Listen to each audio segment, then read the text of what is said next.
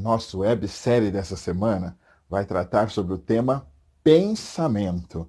E eu já convido você a ficar aí acompanhando o nosso trabalho, segunda, terça, quarta, quinta, sexta, onde nós vamos fazer um apanhado e uma reflexão geral sobre os temas que foram aparecendo e que fomos conversando. E pensamento é aquele ponto que ainda muita gente questiona, mas eu acredito que vocês não devam divergir muito. Nós sabemos que os animais têm um rudimento de pensamento, mas nós, homens, temos um pensamento extremamente elaborado, a ponto de conseguirmos construir a linguagem escrita, falada, a linguagem das artes, e nós também conseguimos atribuir significados a símbolos. Daí surge a nossa escrita, coisas que nós sabemos que os animais inferiores não têm. Mas o meu ponto não é esse. O meu ponto é, o pensamento nos animais, ele é rudimentar, porque o governo dos animais é externo. O governo dos animais segue a vontade do mundo, da natureza, se vocês preferirem, de Deus. Quando uma ordem vem, de ordem biológica para uma mudança climática, todos os animais respondem de igual forma. Já nós, homens, temos um governo interno, o que significa que nós planejamos, arquitetamos e decidimos como nos conduzirmos. A princípio, parece que nós, homens, fazemos muito mais estragos que todos os outros animais, mas é justamente nessa liberdade de agir e de escolher que se deposita o nosso mérito quando nós acertamos na escolha e na decisão correta. Condição essa que os animais não têm. Então, por mais que pareça que nós homens não estamos caminhando bem, é desejável que nós saibamos que estamos sim. E errar é parte do processo. Você já parou para pensar ou já parou para entender o pensamento como força criadora? Nem sempre a gente fica ligado nisso, mas é exatamente isso que ele faz. Tudo que nós tocamos, nós primeiro pensamos. E, além do pensar, observe uma outra coisa. Nós costumamos nomear os nossos pensamentos, como se fossem espécies de batismo. Então, muitas vezes nós nomeamos um pensamento como algo bom e nomeamos um outro pensamento como algo ruim. Na sequência dessas imagens, nós buscamos um outro elemento que nos habita, que é a vontade. Se eu falar vontade, talvez você fique um pouco difuso, disperso. Então eu vou usar uma outra coisa, a força de vontade. Por quê? É a força de vontade que se constitui no motor do pensamento, que vai materializar em nossas vidas exatamente esse projeto que o nosso pensamento construiu. A partir do momento que essa consciência nos habita, vai ficar uma dica aqui super importante. Seja você um excelente arquiteto de tudo que seja bom, de tudo que seja especial, de tudo que seja divino. E talvez você me perguntasse assim, e como eu posso saber se eu estou no caminho certo? Se você, para construir aquilo de bom que você deseja para a tua vida, não precisar, em hipótese alguma, tirar ou destruir o que seja do outro, do seu próximo, você está um excelente arquiteto, pensando positivamente e a sua força de vontade como esse grande motor, materializando na tua vida aquilo que você pensa. Pense nisso, mas pense agora. Espero que não seja somente eu. A bem da verdade, acredito que não.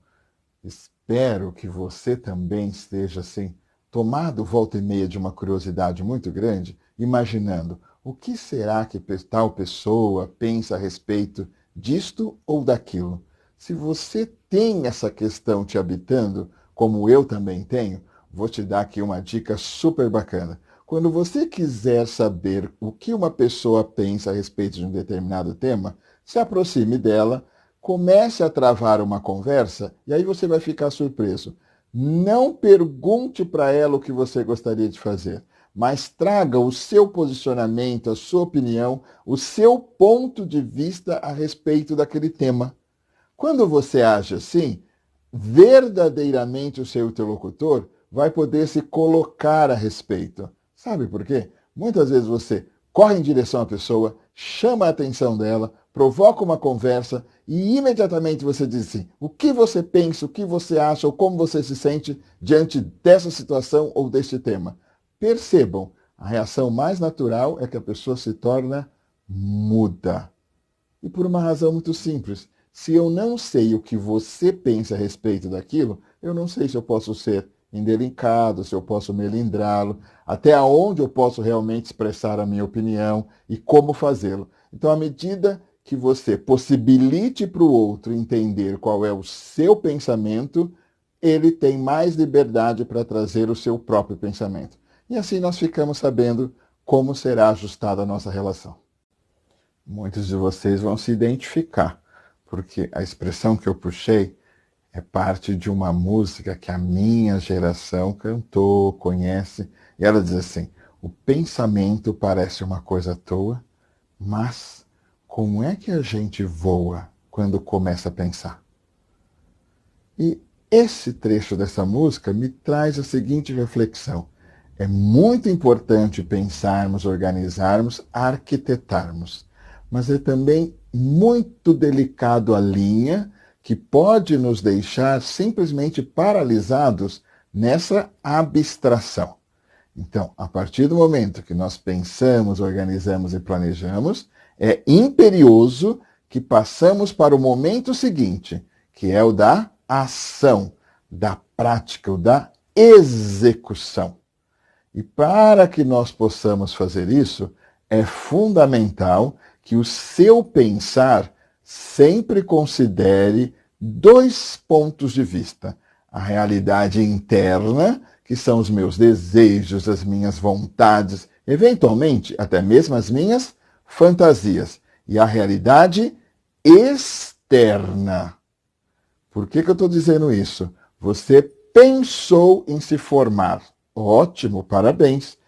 Isto é a sua realidade interna. A realidade externa vai te pedir para que você consulte essa escola, quanto tempo leva essa formação, o quanto você precisa se provisionar financeiramente, o quanto você precisa se provisionar intelectualmente, quantas horas de leitura, quantos desafios você vai abrir mão para se dedicar a essa formação. Então, o pensamento contextualizado com a nossa realidade interna e dialogando com a nossa realidade externa vai efetivamente ser aquela condição onde efetivamente nós vamos conseguir comemorar conquistas, e conquistas muito especiais.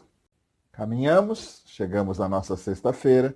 Eu espero que você tenha acompanhado todos os vídeos.